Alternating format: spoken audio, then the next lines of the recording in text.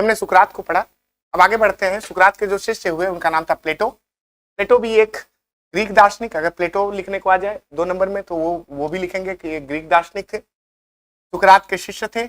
और उनकी जो फेमस पुस्तक है उसका नाम है द रिपब्लिक। चाहे तो जन्म मृत्यु याद कर लें, कोई बहुत ज्यादा जरूरी नहीं है, याद रहेगा तो बस एक टाइम लाइन हमको पता लगता रहेगा कि कौन कब आया। चलिए आगे बढ़ते हैं प्लेटो के बारे में। तो प्लेटो की पुस्तक पूछ सकता है 2 नंबर में कि द रिपब्लिक के लेखक कौन है। तो अगर पूछे द रिपब्लिक के लेखक तो बस एक शब्द में जवाब दे सकते हैं प्लेटो। लेकिन अगर द रिपब्लिक लिखा हुआ मिल जाए तो उसको परिभाषित करेंगे कि यह संवाद पर आधारित प्लेटो की पुस्तक। संवाद मतलब प्रश्न और उत्तर। मेनली जो है, जो सेंटर पॉइंट है प्लेटो की इस बुक का, जो केंद्र बिंदु है उसमें सुकरात है। सुकरात से प्रश्न पूछा जाता है, सुकरात उसका उत्तर देते हैं, और इस तरह से ये द रिपब्लिक पुस्तक है। आगे बढ़ते हैं। जैसे कि सुकरात ने बताया कि संप्रत्यय मनुष्य के अंदर होता है। अब प्लेटो कहेंगे कि नहीं, संप्रत्यय मनुष्य के अंदर नहीं है, संप्रत्यय जो है वो इस दुनिया में ही नहीं है, किसी और दुनिया में है। यानी एक दूसरी दुनिया है जहां पर प्रत्यय होता है, क्योंकि इस दुनिया में जो चीजें होती हैं वो तो नष्ट हो जाती हैं। अगर प्रत्यय इस दुनिया में होता तो नष्ट हो जाता। इसलिए जो प्रत्यय है, जो आइडिया है, वो इस दुनिया में है ही नहीं। थोड़ा हवाई बातें करेंगे कि ये दुनिया है जिसमें हम रह रहे हैं, इसके अलावा एक और दुनिया है, उस दुनिया में प्रत्यय है। और उस प्रत्यय मतलब एक समझ लीजिए कि सांचा है। जैसे मनुष्य का एक सांचा होगा, मनुष्य के सांचे में मनुष्य को बना करके नीचे भेज दिया जाता होगा, कुछ इस तरह के से समझ सकते हैं। तो जो प्रत्यय है वो इस दुनिया में नहीं है, बल्कि दूसरी दुनिया में है। जैसे मनुष्यत्व एक प्रत्यय के रूप में अगर हम देखें तो किसी और दुनिया में मनुष्यत्व नाम की चीज है जिससे मनुष्यों का निर्माण हो रहा है। तो ये दुनिया उस दुनिया की नकल है। अगर इसको डिटेल में कभी पढ़ेंगे तो हम बताएंगे आपको कि किस प्रकार से यह दुनिया उस दुनिया से अलग है।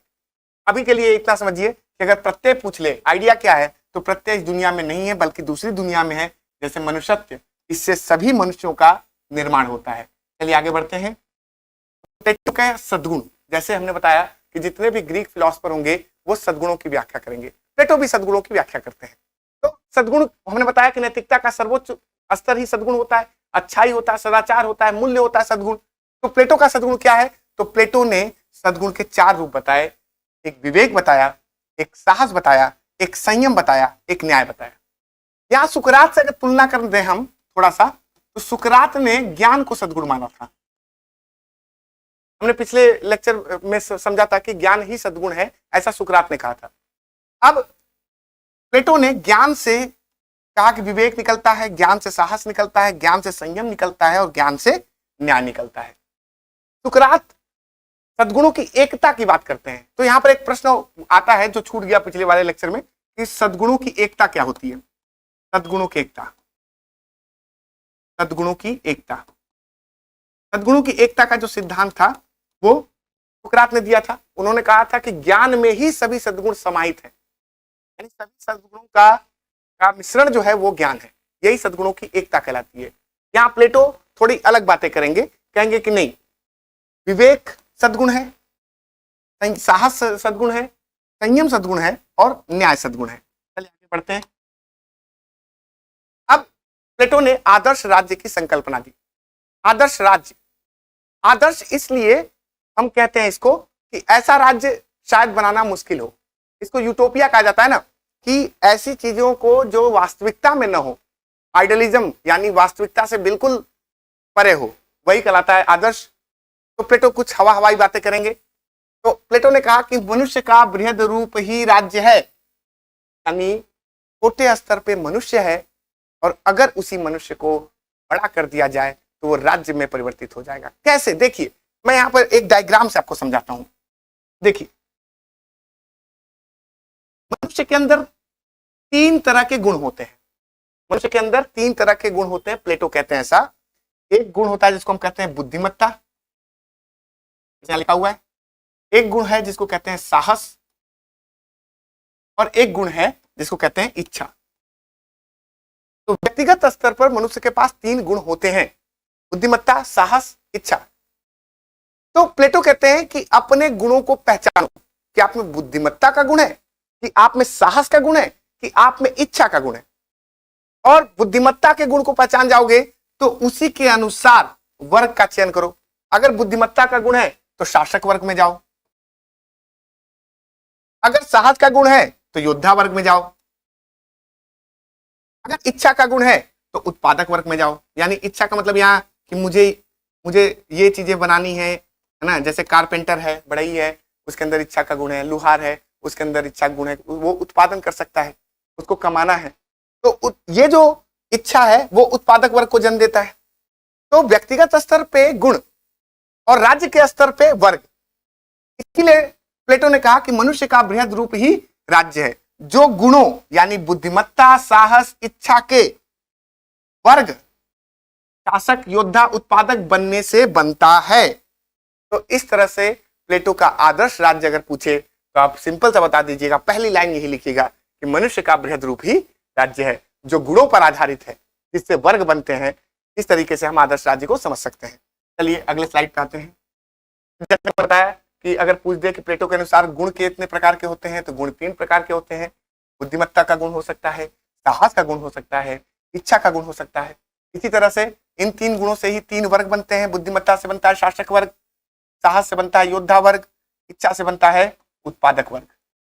कई बार तुलना करने को आ जाता है कि जैसे हमारे यहाँ वर्ण व्यवस्था थी ना, जैसे भारत में वर्ण व्यवस्था थी, वैसे ही प्लेटो की व्यवस्था भी कुछ वैसी है।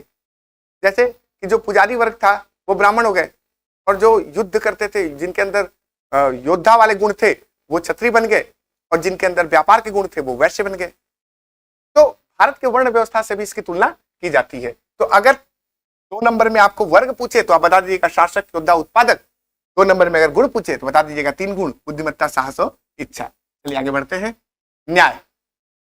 अब देखो, न्याय बहुत इंपॉर्टेंट है और बहुत बार प्रश्न आया भी है और आने की संभावना भी है। न्याय क्या है? प्लेटो के न्याय के सिद्धांत को समझाइए। तो प्लेटो का न्याय एक आंतरिक न्याय है। आंतरिक का मतलब मनुष्य को पहले अपने गुणों की पहचान करनी चाहिए कि उसके अंदर बुद्धिमत्ता है, कि उसके अंदर साहस है, कि उसके अंदर इच्छा है। इस गुणों की पहचान से न्याय की शुरुआत हो जाती है, और फिर उन गुणों के आधार पर ही आपको वर्ग का चयन करना चाहिए, और जिस वर्ग में हो उसी वर्ग का कार्य करिए। यही कहलाता है न्याय।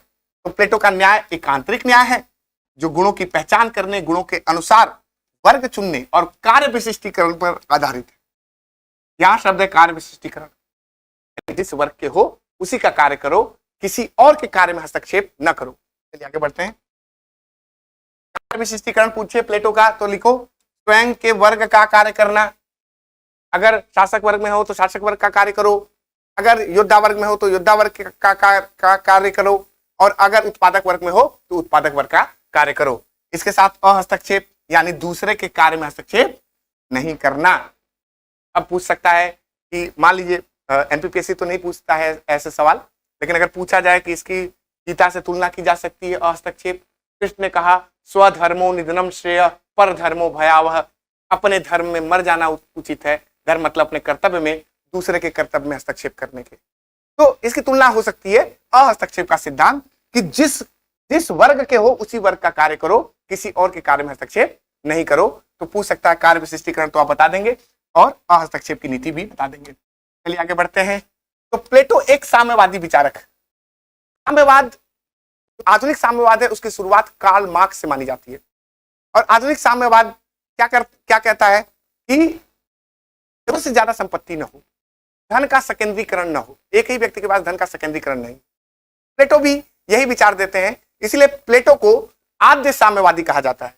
तो शासक और योद्धा वर्ग जो है उसको उन्होंने कहा कि आवश्यक से अधिक संपत्ति नहीं रखनी चाहिए, यानी जितनी आवश्यकता हो उतनी ही संपत्ति रखिए।